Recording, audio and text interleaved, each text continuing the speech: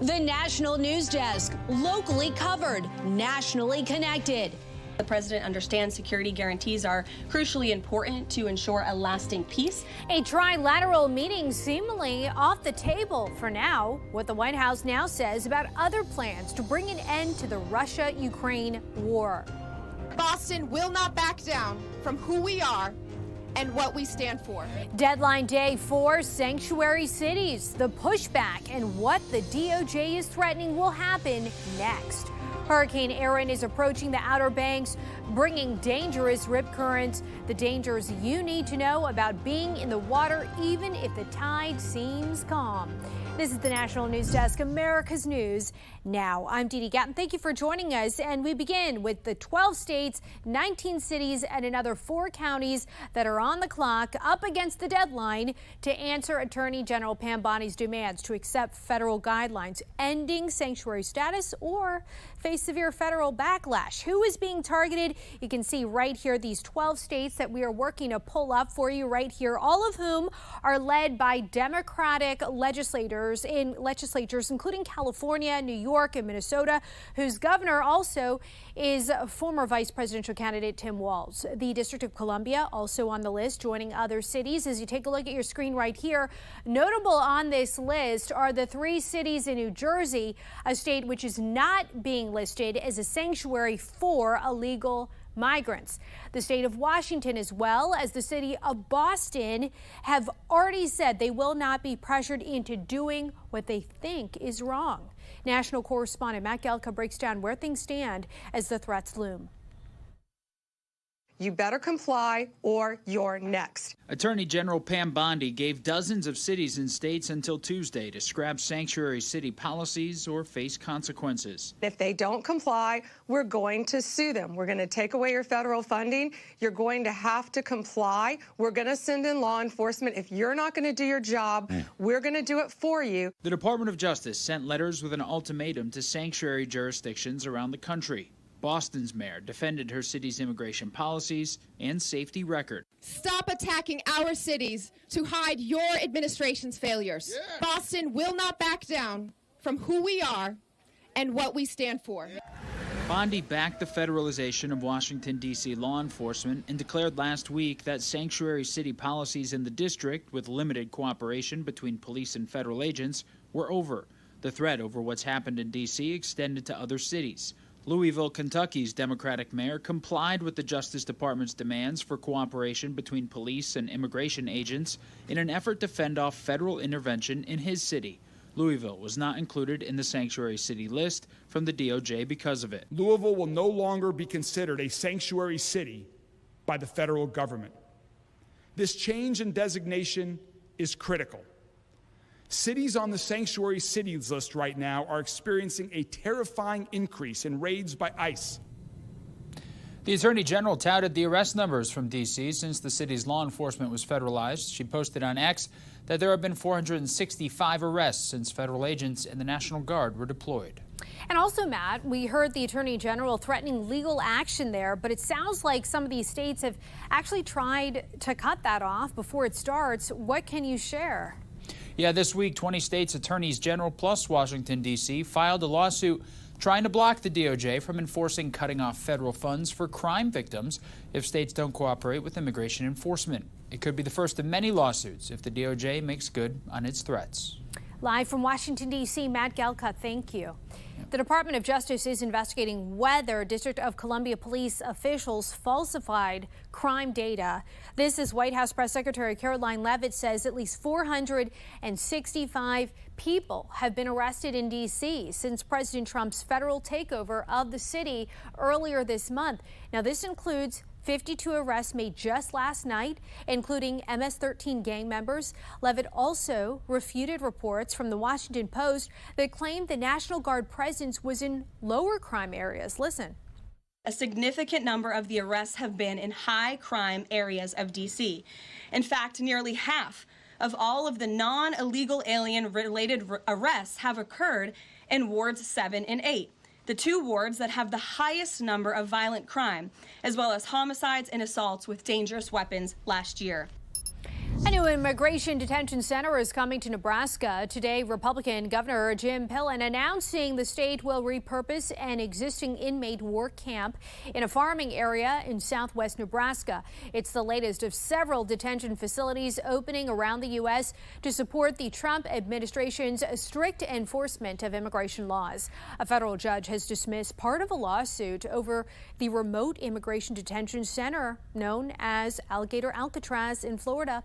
Civil rights attorneys say detainees at the facility don't have confidential access to their lawyers or to hearings in immigration court. The rulings say claims are moot because the Trump administration recently designated a processing center near Miami as a site for the cases to be heard.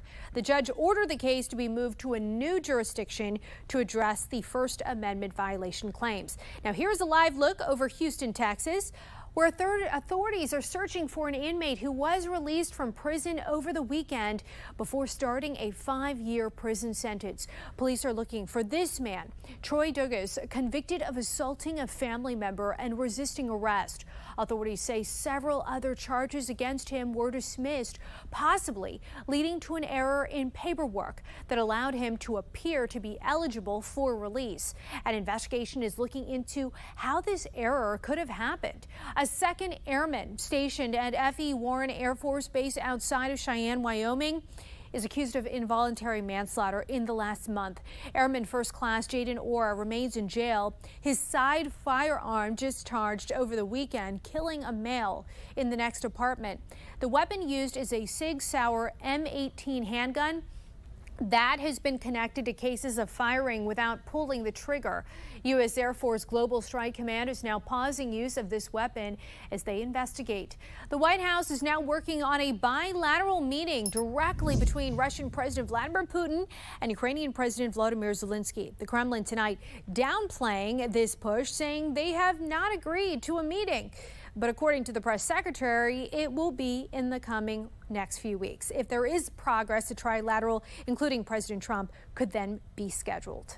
There are areas of disagreement in this war that will have to be discussed and decided upon by these two countries. And so he wants these two countries to engage in direct diplomacy. He's said that from the very beginning, which is why he's agreeable to the idea of having President Zelenskyy and President Putin get together. And I understand accommodations for that meeting are underway. As soon as we hear more details, we'll be sure to let all of you know.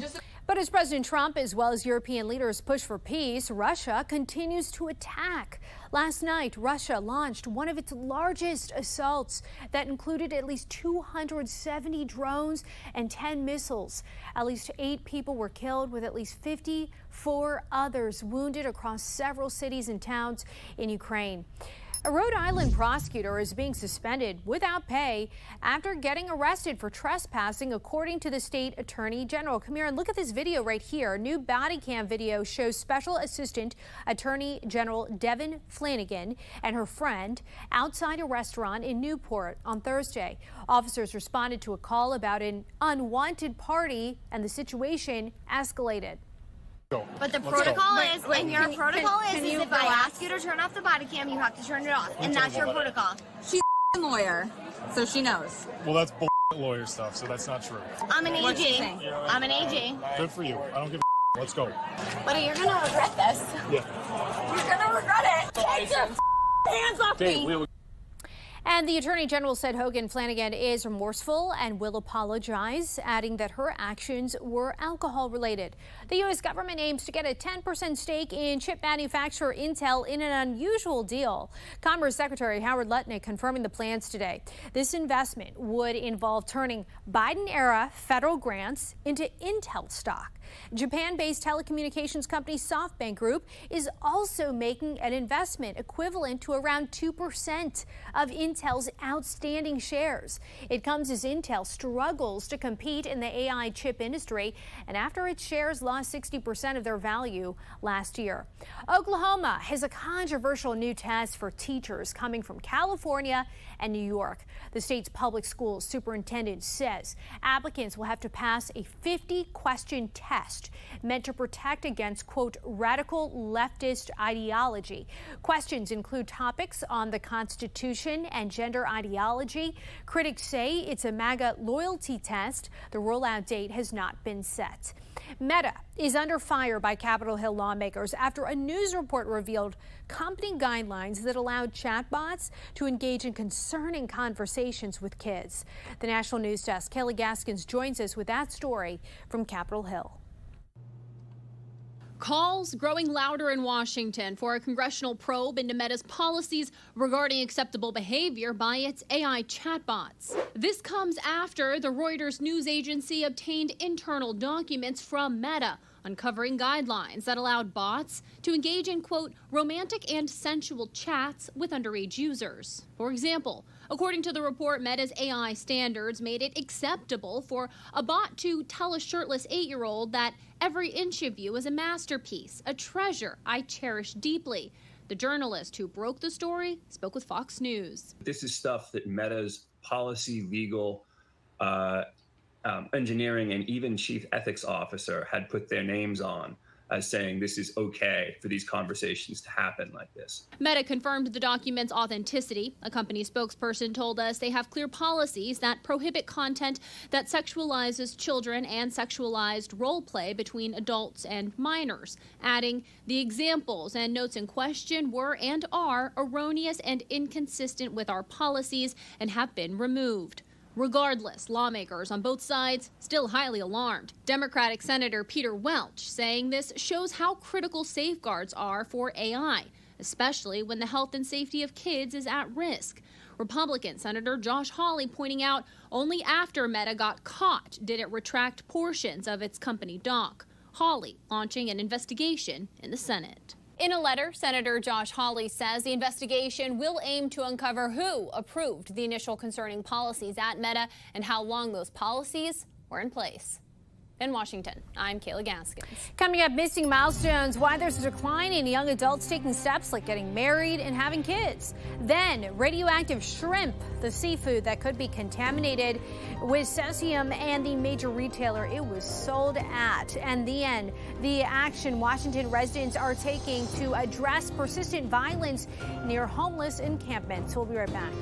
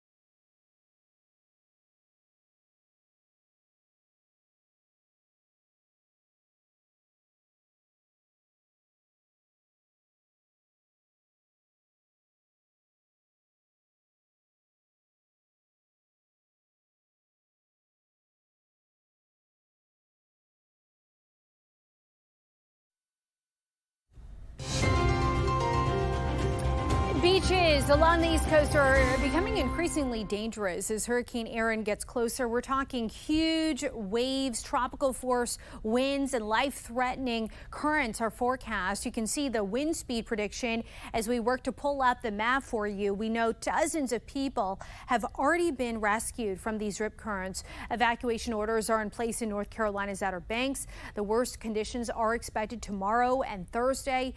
The National News Desk, Caitlin Richards reports from Myrtle Beach, South Carolina on the current conditions. Hurricane Erin making waves along the Grand Strand. The National Weather Service Tuesday saying there's strong and life-threatening rip currents at all area beaches.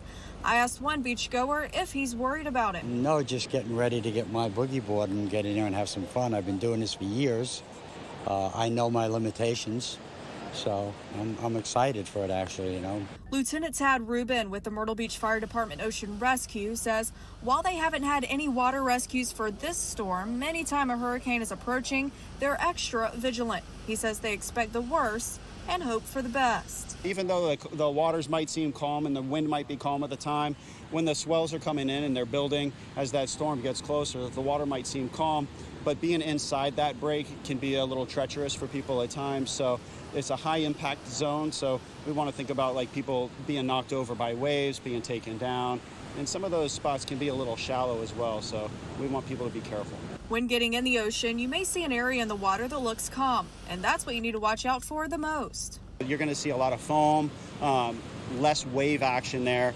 and there is going to be a current pulling people out to the beach. So it is very attractive to the person that wants to be in a calmer area, especially kids as well. I'm told it's crucial to know your limits when getting in the water because you don't see what's going on underneath. But that water plays havoc with you. You don't see what's going on underneath the surface.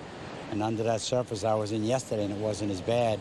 And there was pull. I felt pull, so respect the ocean and know how deep to go in and when to get out. Department of Homeland Security Secretary Kristi Noem toured the flood damage in Ruidoso, New Mexico today, and heavy rain fell in burnt areas from last year's South Fork and Salt fires. 3 people died in the flooding, 65 people were rescued, and several hundred homes were damaged. The federal government issued a major disaster declaration for the state at the time, which made assistance available to those impacted. Fixing and remodeling things around your house could get a little more expensive. Today, Home Depot announced some of its prices are likely to go up. The nation's largest home improvement retailer says tariffs are having a ripple effect on its products as around half of its inventory is imported. The company says while some products will cost more, some will not. Unemployment rates for recent high school and college grads is approaching a 4-decade high. 13.4% of previously unemployed Americans in July, they were new to the labor force, according to the Bureau of Labor Statistics. Now, this 4.2% unemployment rate is the highest since 1988, when the baby boomer generation was flooding the job market. This is just one of the issues leading towards a decline in marriages and starting a family. The National News Desk, Angela Brown, looks into the new report. Young Americans aren't staying silent about their financial anxiety. They're laying it out on the national stage. Our generation is starting behind, loaded with student loans, higher interest rates, housing costs exploding. And it's not just a feeling. The Census Bureau looked at 5 milestones of adulthood: living away from parents, completing education, entering the workforce, getting married, and raising children.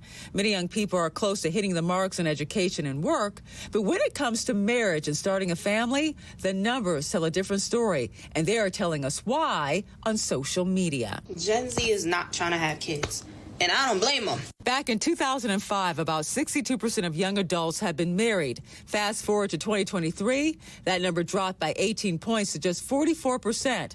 And the number living with children in the household down from 55% to 39%, especially for young women, many who are prioritizing career and independence. Women are the most educated and creeping more that way. But others argue this isn't just about dollars and cents. Something deeper is happening, especially among young men. It's the young men that are voluntarily checking out of society. This means that their psychology is broken, Will. Yes. That means that their mindset is broken. We have economics problems, but it's something more than that. It is soul crushing. For Gen Z, the biggest obstacle may not be finding love, but finding money to afford it. About half say the high cost of living blocks their financial success. And when it comes to romance, nearly half are not spending anything on dates at all, according to a new study. In Washington, D.C., I'm Angela Brown.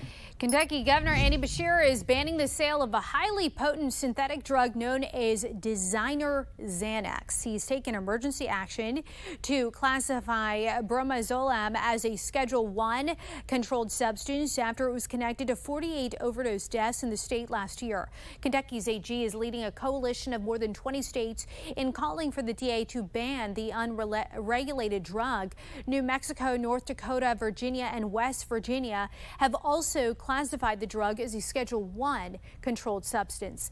The FDA has issued a warning over possibly radioactive shrimp that is being recalled from Walmart stores. The agency says certain batches of Great Value brand frozen shrimp may be contaminated with a radioactive isotope. The FDA says while none of the recalled food tested positive, the product should be thrown away immediately. This includes frozen shrimp with these lot codes right here.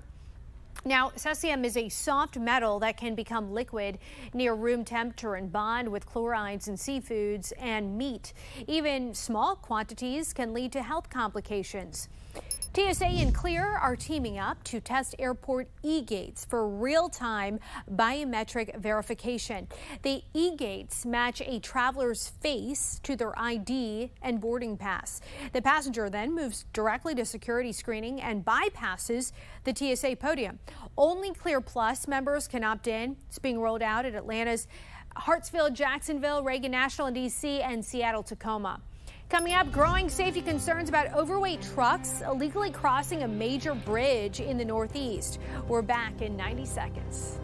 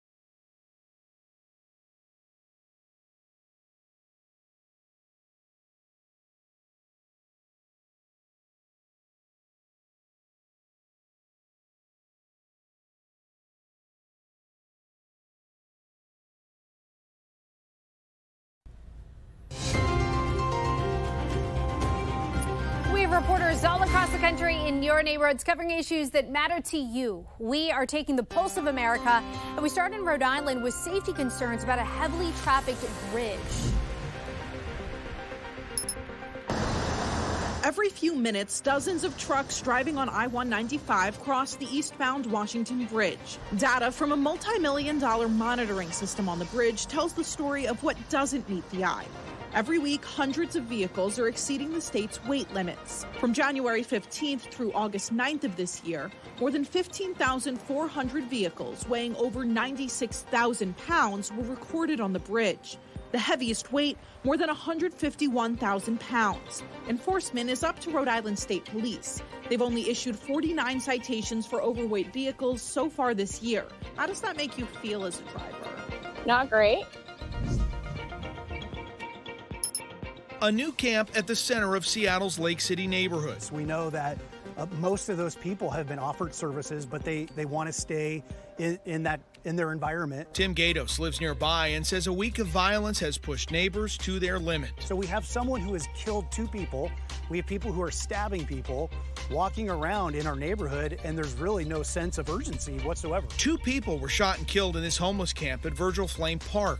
That camp was cleared the next day, but days later, 2 stabbings, one here near the Fred Meyer and another where police say a woman was slashed in an encampment on the Thornton Creek Trail. The neighbors are bringing back the Lake City Community Council, hoping to organize their efforts.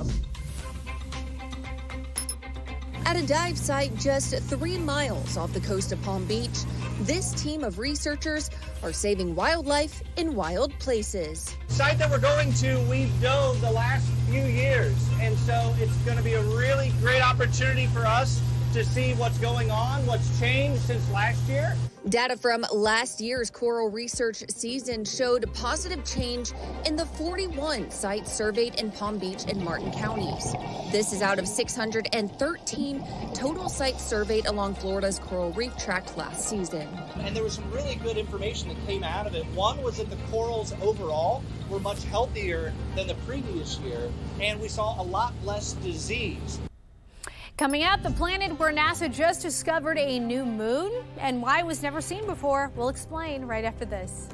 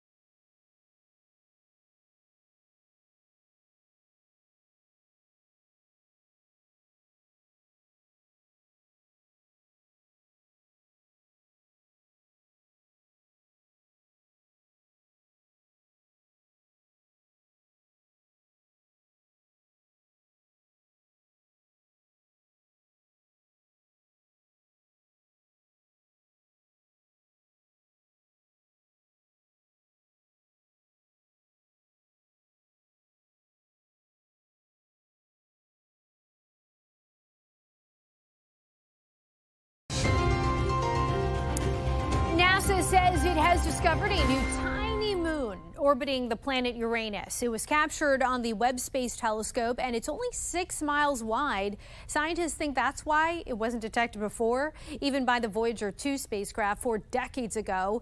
It now has 29 known moons. The International Astronomical Union will name it. All the moons of Uranus so far are named after characters from Shakespeare and Alexander Pope. Scientists say Hawaii's Kilauea volcano will erupt again in the coming days. It'll be the 31st time it's erupted since December, living up to its reputation of being one of the world's most active volcanoes.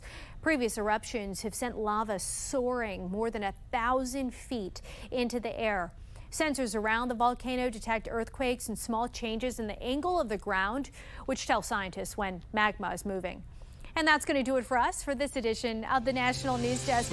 We invite you to join us again this evening as we delve into the possible Jeffrey Epstein documents the Department of Justice says they will now hand over to Congress. I'm Dee Gatton here in Washington. Thanks for watching. We'll see you tonight at 10.